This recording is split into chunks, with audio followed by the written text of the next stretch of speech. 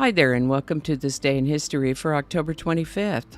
October 25th is the 298th day of the year in the Gregorian calendar, 299th in leap years, with 67 days remaining to the end of the year.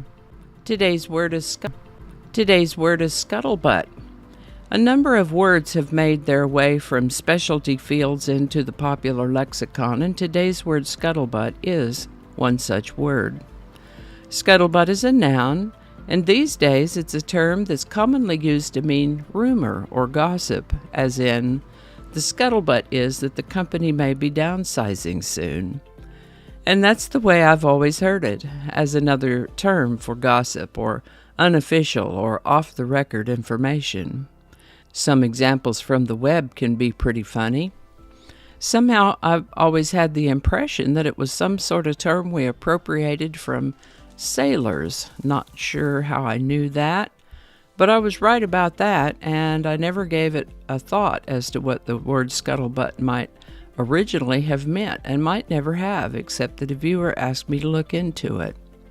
The original meaning of scuttlebutt is a cask on shipboard meant to contain fresh water for a day's use. The original meaning has evolved to include a drinking fountain on a ship or at a naval or marine installation. So, how did it come to mean rumor or gossip?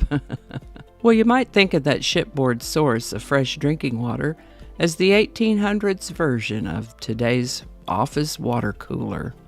Surely you're aware of the notion of office workers standing around the water cooler, catching up on the latest.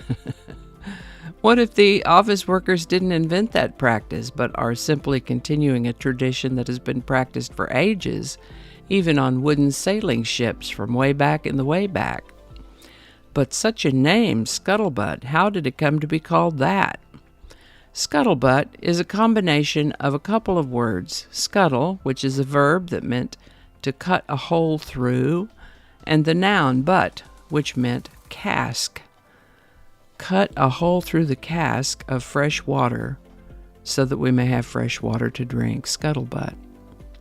Eventually, the days of casks of water passed into the days of drinking fountains. The drinking fountains at naval installations inherited the name scuttlebutt, as did the gossip and rumors people share around those water fountains. First known use of the word scuttlebutt is around 1805. Scuttlebutt. And with that, King George III ascended to the throne, becoming King of Great Britain and Ireland on October 25th, 1760, upon the death of his grandfather, King George II. King George III was the king in charge when American colonists decided they'd had absolutely enough of being under England's thumb, revolted, and successfully achieved independence as the United States of America. King George III lived to the age of 71 and reigned as king for 59 years and 96 days, making him the longest-lived and longest-reigning British monarch up to that time. And while Queen Elizabeth II reigned over 70 years, King George III remains the longest-lived and longest-reigning male monarch. The Toronto Stock Exchange was created on October 25, 1861. Ticker TSX, it's located in Toronto, of course, and it's the 11th largest exchange in the world and the third largest in North America, based on market capitalization. Songwriter Billy Steinberg wrote a song about his mother. His writing partner Tom Kelly made some changes, and they offered it around. Cyndi Lauper picked it up and rearranged it, and True Colors was released in the summer of 1986 as the first single and title track of Cyndi Lauper's second album. It would become a major hit for her. True Colors hit #1 on the Billboard Hot 100 on October 25, 1986, where it held for 2 weeks. True Colors by Cyndi Lauper. Link in the description. And I think that's going to do it for us today. Thank you so much for watching. Consider subscribing if you haven't already. Feel free to share this video with the link in your email, messaging, or social media. If you enjoy this series, you can check out the playlist that contains these videos. I'll put a link to that in the description.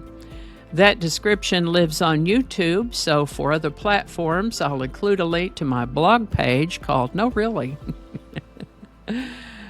You can also find me on Rumble, BitChute, and Odyssey. All those links in that description.